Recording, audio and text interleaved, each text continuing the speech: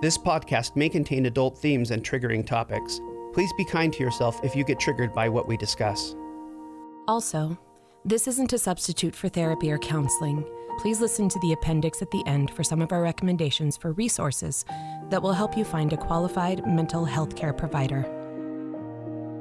Now, we take you to a time in the near future where emotional abuse has been appropriately deemed a crime, and the survivors find a home to reclaim their lives and freedom. This is Haven, and these are the stories of the reclaimers.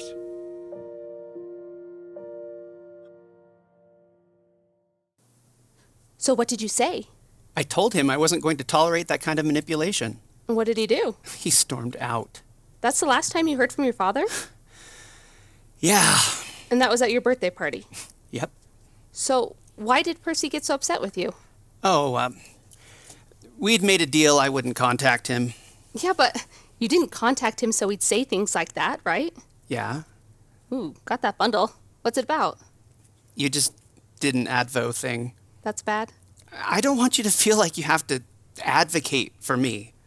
Can't help it. Learn from the best. Okay. Thanks.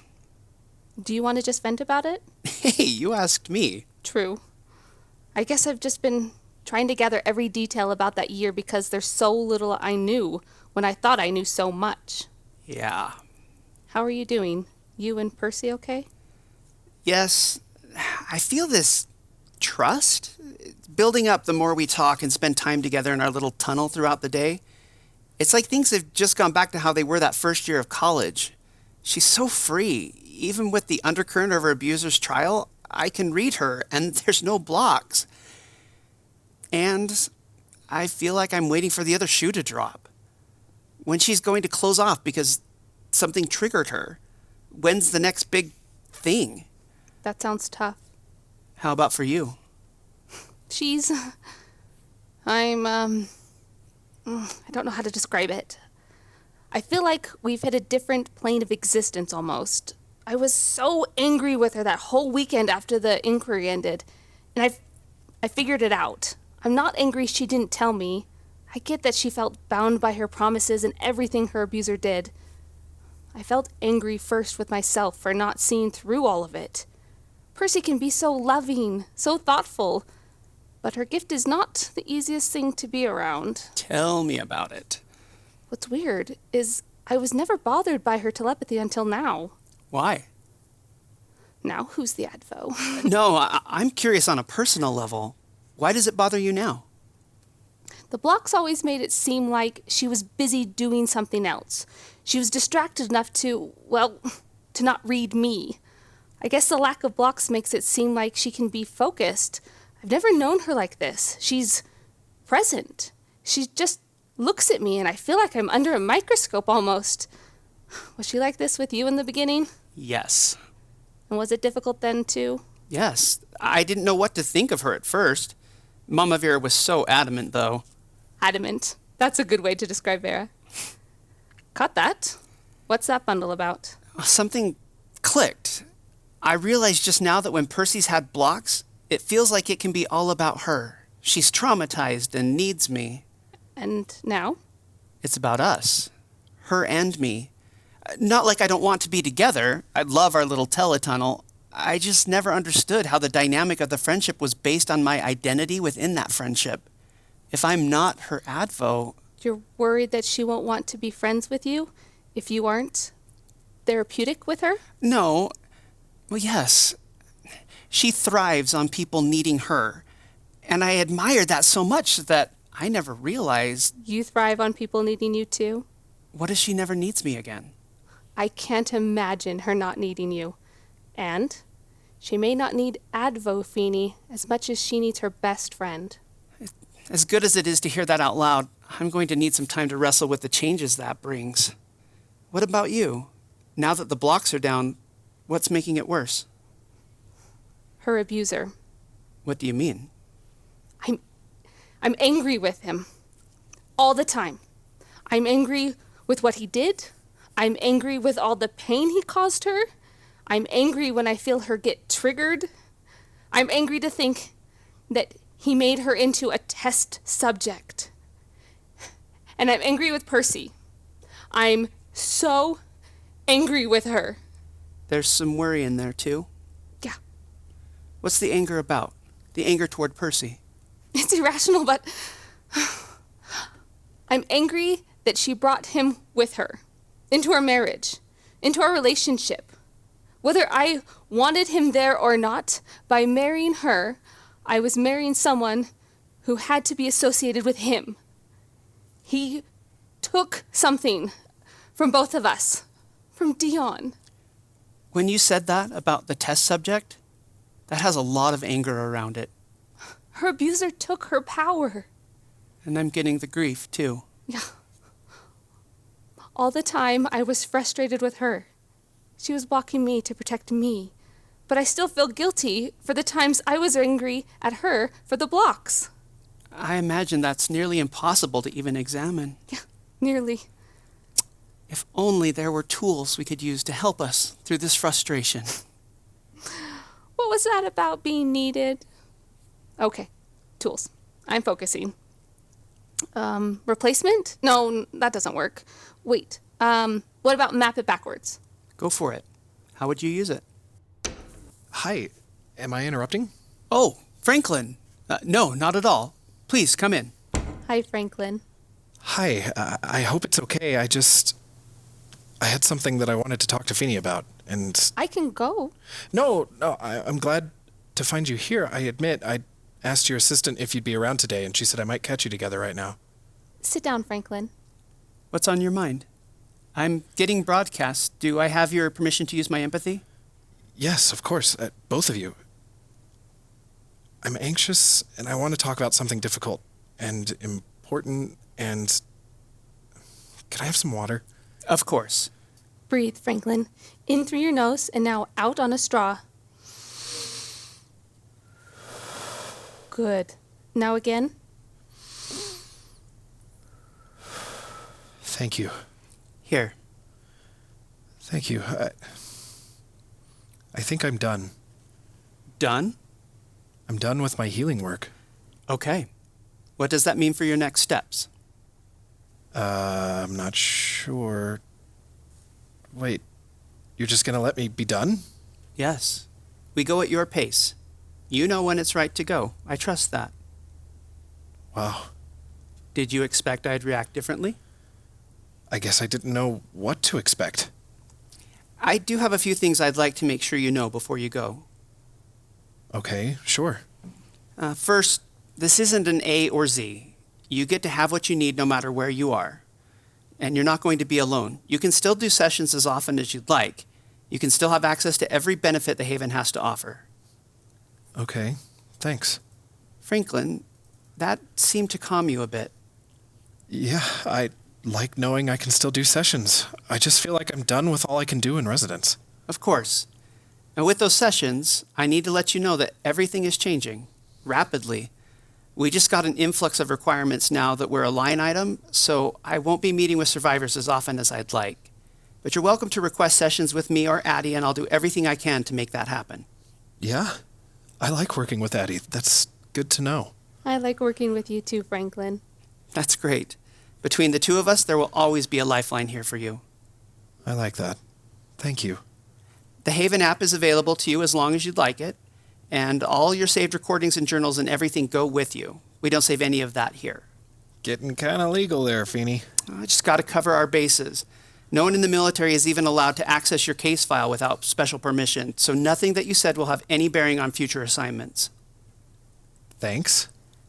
I'm getting that confusion. Yeah, I don't plan to go back into the military. Oh, that's a lot of hope and inspiration you're feeling right now? Yeah, I think I found a job I'm right for, and I want to go after it. Really? That's exciting. What is it? Special comms and engineering. I love creating things, and I love techie stuff. I still think, that I have skills that are useful. I love getting into a really tricky program or taming a bunch of hardware. I especially love all the new bioquantum stuff. Just watching the follow-up live streams after Alcorn's confession, the tech they were able to develop during the war, all the things they can do with that to protect survivors, I want to be a part of that. I want to do something for the world. That's why I joined the army to begin with. I wanted to be part of something bigger than me, find a place that I want to feel needed. I love that, Franklin. I do too. Thanks. I can feel the support from you both. It means a lot. You'll always have that support, Franklin. Always. I'm no good at goodbyes. Well, this isn't goodbye. It's just another phase in your healing. I like that. I have a few other things we need you to review. I'll have them sent over to your private file, so you can take them on your VidCon if you'd like. What sorts of things? Your abuser's court calendar for one, the follow-ups on her assigning. If you decide to go to any of those, you can just let us know, and one of us can accompany you.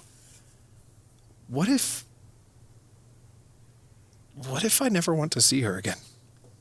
There's a lot of emotion there. Would you like to talk about it? I feel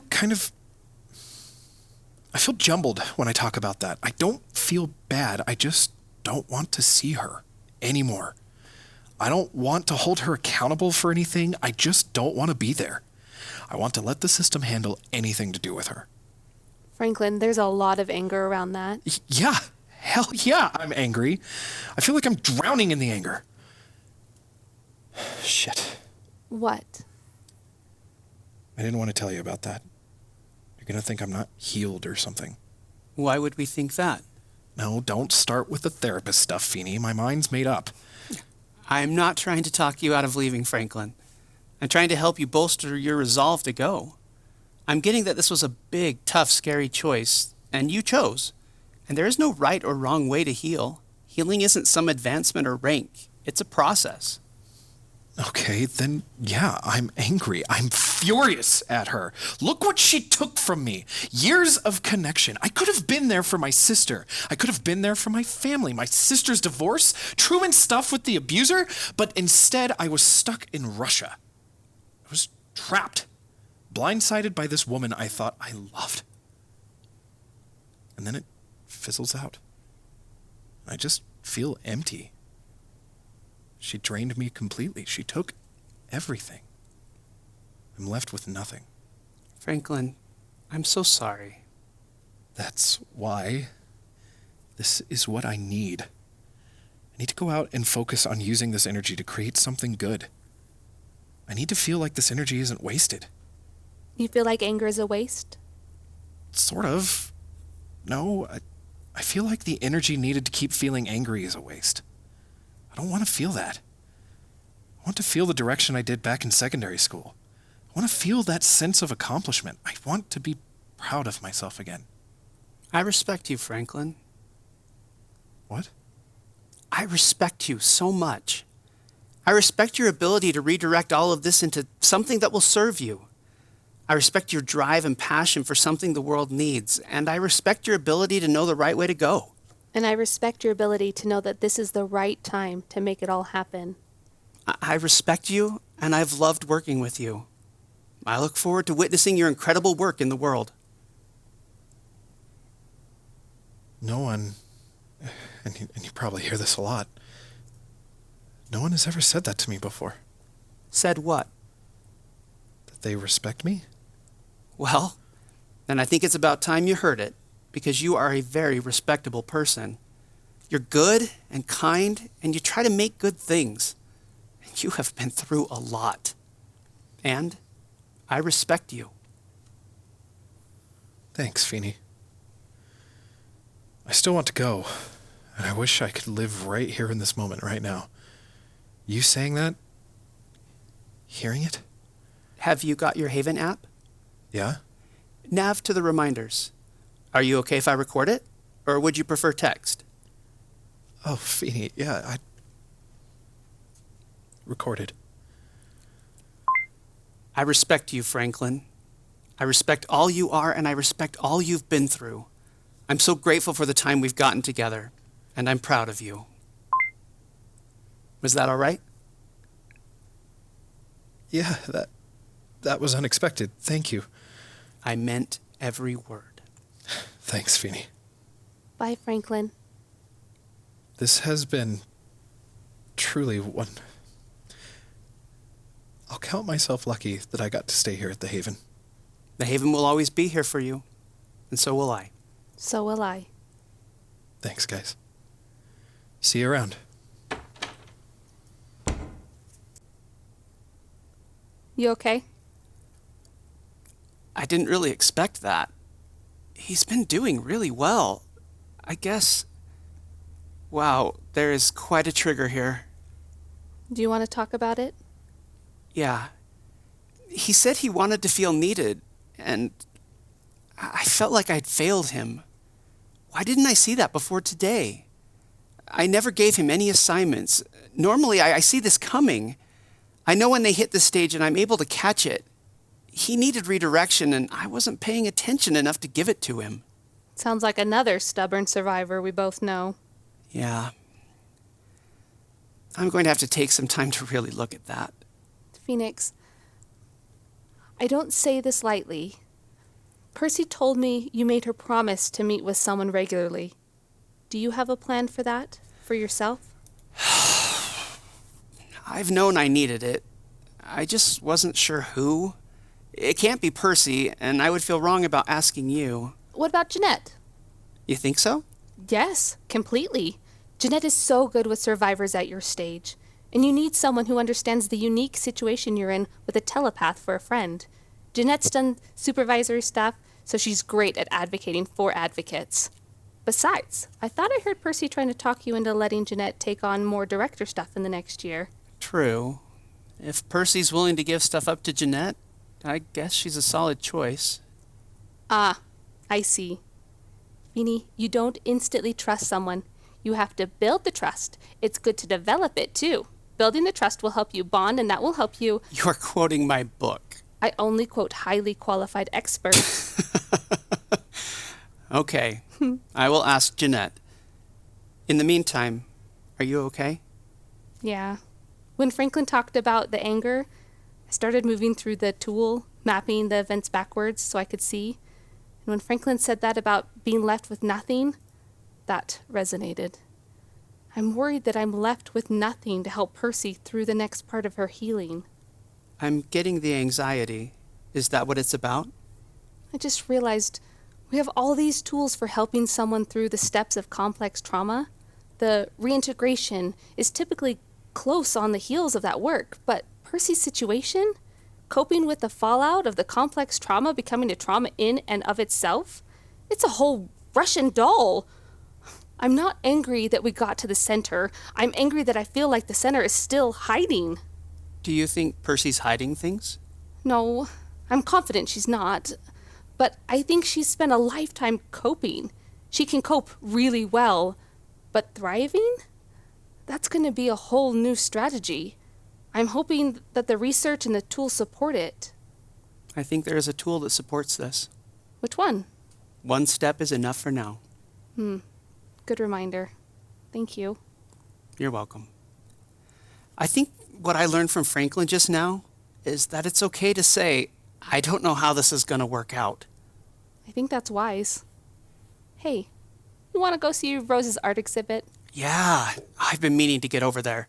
Deal. Okay, but now you have to tell me about the stunt you and Persy pulled at graduation. I've only ever heard her hint. I've never heard the story. Well, that's because she made me swear to never tell you. She didn't want you to know that she could be so mischievous. Well then, why don't I tell you what I know, and you can confirm or deny? Maybe I'll just let you guess. Oh, yeah, she's the mischievous one? Right.